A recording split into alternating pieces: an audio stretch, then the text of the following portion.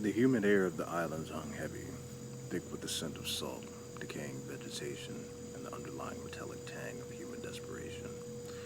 With the fentanyl shipment secured in a hidden network of island strongholds, my focus shifted to the intricate scales of deceit that govern this volatile territory.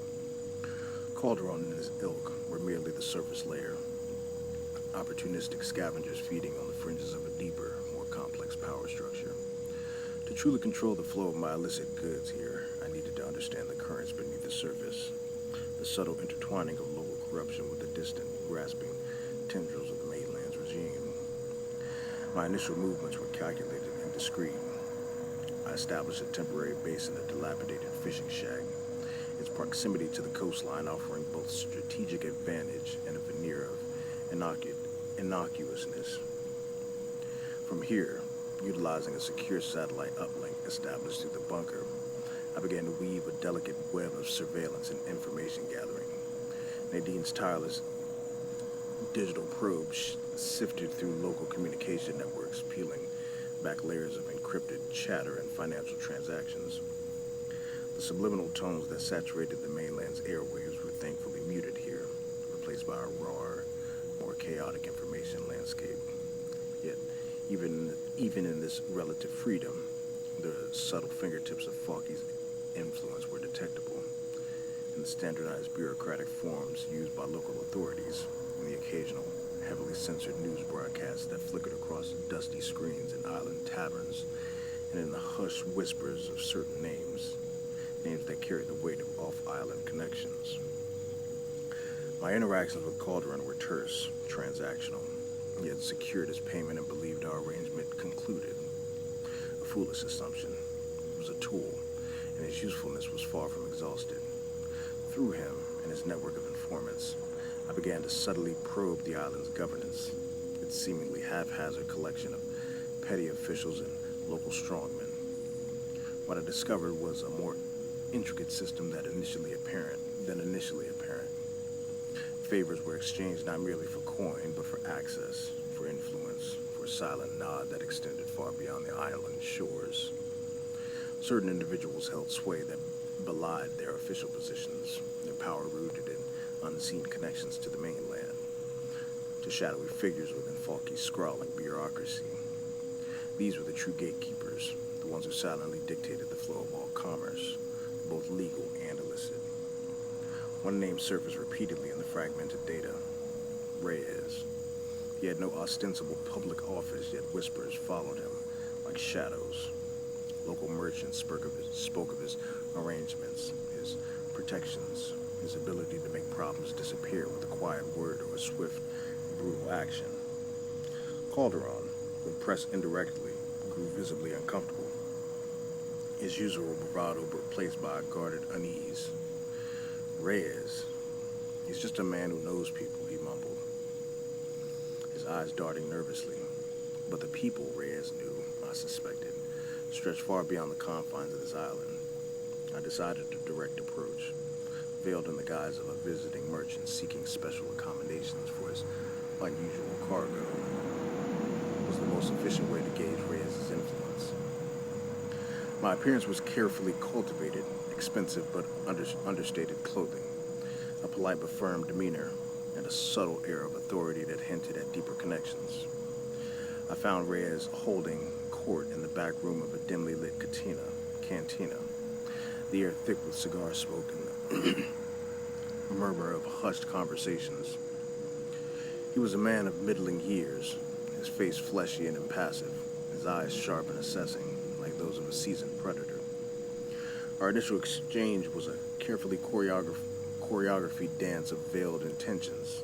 I spoke of logistical challenges, of the need for discreet storage and transport, offering generous sums in exchange for his assistance. Reyes listened, his gaze unwavering, occasionally interjecting with seemingly innocuous questions that nevertheless probed the depths of my operation. He spoke of local customs, of the need for respect, and the various fees associated with doing business on the island. It was a language I understood well, with subtle lexicon of corruption.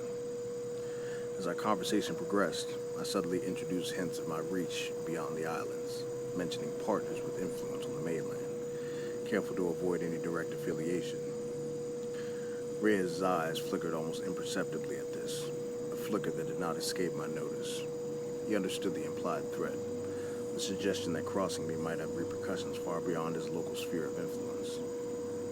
"Your cargo," Reyes finally said, his voice a low rumble. Swirling the amber liquid in his glass, "it requires a certain discretion. The wrong eyes could cause complications for both of us." "Discretion is my specialty, Senor Reyes," I replied, meeting his gaze directly. "And I am willing to compensate handsomely for your discretion.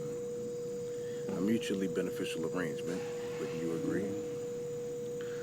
A slow smile spread across Reyes' fleshy face, a smile that did not reach his cold, assessing eyes. "Indeed. Business is always mutually beneficial. Let us discuss the specifics of this discretion and the associated compensations." The ensuing negotiations were a delicate dance of power and persuasion. Reyes laid out his terms, his fees substantial but not exorbitant. He spoke of needing to manage certain elements, alluding to the various factions and officials under his sway. I countered with carefully calibrated offers, ensuring that the cost remained within acceptable parameters while still conveying the value I placed on his cooperation. Throughout the exchange, I paid close attention to his subtle cues, the almost imperceptible tightening of his grip on his glass, the slight shift in his gaze when certain names were mentioned. He was testing me, probing for weaknesses, assessing the true depth of my pockets and my resolve. What became increasingly clear was Reyes' own precarious position. While he wielded considerable influence on the islands, his power was not absolute. He operated within a delicate ecosystem of local rivalries and, more importantly, under the watchful eye of unseen forces on the mainland. His protections came at a price, and he, too, was subject to the whims of those higher up the chain. This realization shifted my strategy. Cooperation with Reyes was necessary for immediate control, but long-term dominance required a deeper understanding of his own vulnerabilities. I subtly steered the conversation toward his connections to the mainland, feigning curiosity about the logistical challenges of operating so far from the central authority. Reyes, perhaps emboldened by the generous offers of compensation, let slip a few carefully guarded details, mentions of arrangements with certain departments of understandings reached through intermediaries. The names he alluded to were familiar, echoes of figures who held mid-level positions within Falky's bureaucracy, individuals known for their venality and their willingness to turn a blind eye for the right price. The pieces began to fall into place. Reyes was not the apex predator here. He was a well-fed scavenger with powerful, unseen masters. His influence was tied to his ability to maintain those mainland connections. This was the true scale of deceit, a layered system of corruption that extended far beyond the sandy shores of this island. As our meeting concluded, a fragile alliance forged in mutual self-interest, I left the cantina with a clearer picture of the island's intricate power dynamics. Reyes' cooperation would facilitate the initial distribution of the fentanyl, but my long-term strategy required leveraging his vulnerabilities, potentially even supplanting its position entirely. The subliminal tones of Falky's control might be absent here, but the more tangible, far more brutal language of corruption and self-preservation held sway. Back in the relative solitude of my fishing shack, I relayed my findings to Nadine. Her digital probes continued to delve deeper, cross-referencing Reyes' contacts with known figures within Falky's regime, tracing financial flows and mapping out the intricate web of influence.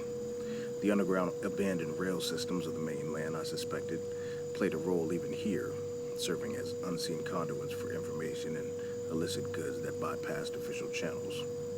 The island, initially appearing as a lawless frontier, was in fact another facet of Falky's sprawling dominion, controlled not through overt force, but through a more insidious network of corrupted officials and carefully cultivated local intermediaries. Reyes was a key node in this network, and understanding his connections, his weaknesses, was paramount. The cargo's weight was not just the physical bulk of the fentanyl, but the complex burden of navigating this treacherous landscape of deceit. My ascent here would require not just brute force, but a calculated dismantling of these unseen power structures, a careful manipulation of the scales of deceit until they tipped irrevocably in my favor. The game on the island was far from over. It was merely entering a more intricate and dangerous phase.